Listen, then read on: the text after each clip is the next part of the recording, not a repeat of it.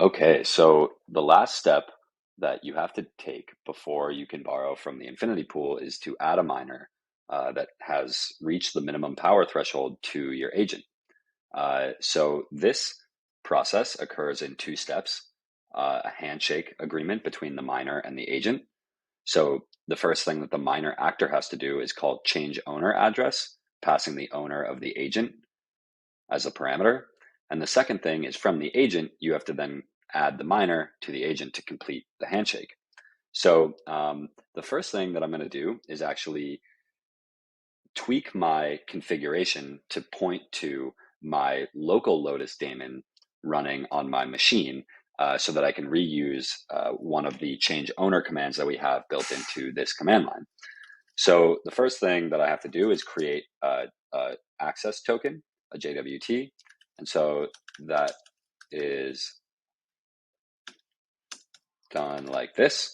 And remember that I have my Lotus daemon running locally. And so here I've generated a new JWT, which I'm going to copy.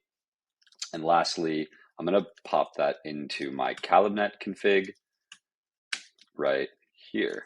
So actually, let me just pop this in here. And then I will do localhost. And that's all set.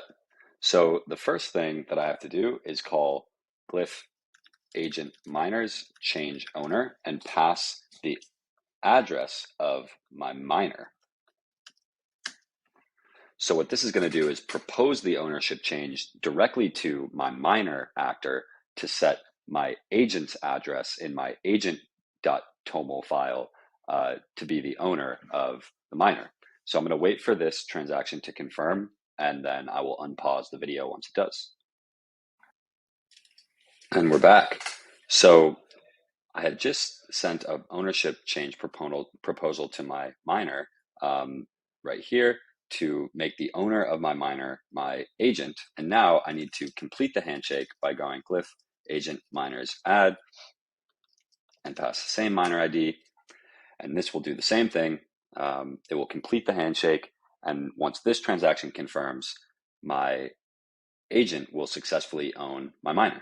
So I'm going to pause one more time and come back when this transaction confirms. Okay, so my transaction is just confirmed, and now I can validate that by doing GLIF agent miners list, and I see my miner. I can also do GLIF agent info and see that I have one miner now pledged to my agent.